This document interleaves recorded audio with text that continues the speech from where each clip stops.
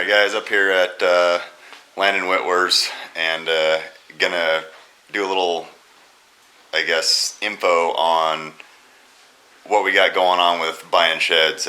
Sell land all the time, good guy, good friend, picks up some giant horns and I'm gonna throw him under the bus and in front of the camera and make him swag this. So we're over your father-in-law's, right? Right. And you just sold your house? Yep.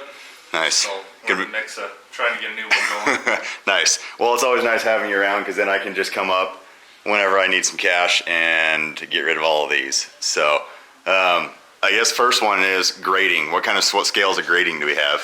You've got, I would just call it ABC, and that's your brown, hard white, chalk. Okay.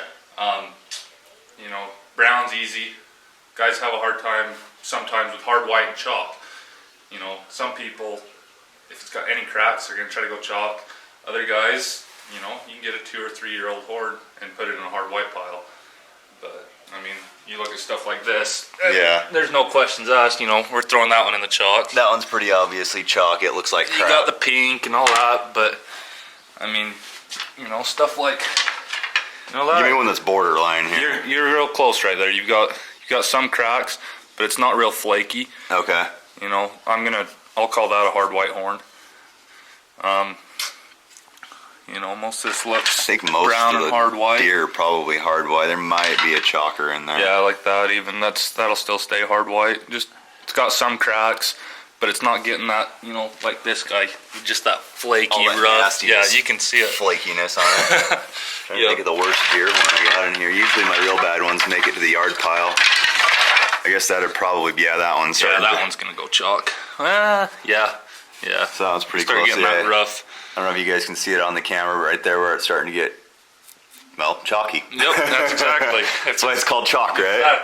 Exactly. So. Yeah, all my elk are brown except for the one, and it's hard white. Well, and then the chalk, I guess. So, if you guys got any other questions about where the sheds go or anything like that, let us know. If we don't answer anything for you here, and we'll try and get some answers for you. But I guess who are you buying for? I guess who do you sell to? I actually sell to another buyer, Richard Okay. Gorchuk, and he seems to be as fair as anybody I've ever dealt with. I've dealt with a lot of guys over the years selling, and he's always treated me really good, and now he's got me working for him. Nice. Well, that works out good for both of you, I guess. Yep. And works out good for me because then it's easy for me to sell. I don't have to have somebody go through town. So, where do some of them go? A lot of like your browns. Where do most of your browns go? Your browns, a lot of that is now staying here on the U.S. side. Okay. They're using it, dog chews, a lot of the pets stuff, and then you've got all your like chandeliers, lamps, knives, rings. A lot of that stuff staying in the U.S. nowadays. All the fancy, nice stuff is staying here. Yep. Okay. Yep. And then, you know, your other stuff is going, your hard whites and things like that are going to Asia. You know, they use it for medicinal purposes, whatever they want to say. Whatever they're using it for. So, Copy that. For the most part, a lot of it's staying in the U.S. now. The market's actually being pushed for these elk horns. A lot of the brown elk and stuff, why it's so high is the U.S. markets. Nice. So. Well, good. Hopefully everybody keeps buying stuff for their dogs to chew up because yeah, no kidding. That makes more money for the rest of us so we can get out and keep doing it. So, well, let's get them weighed up, I guess, and see what we got here. Alrighty.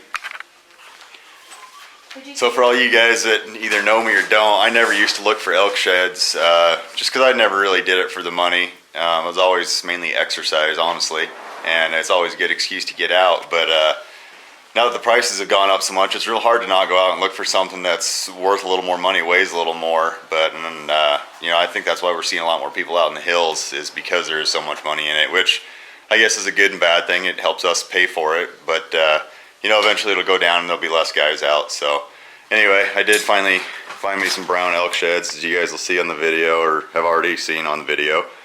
And most of the time I stick to deer.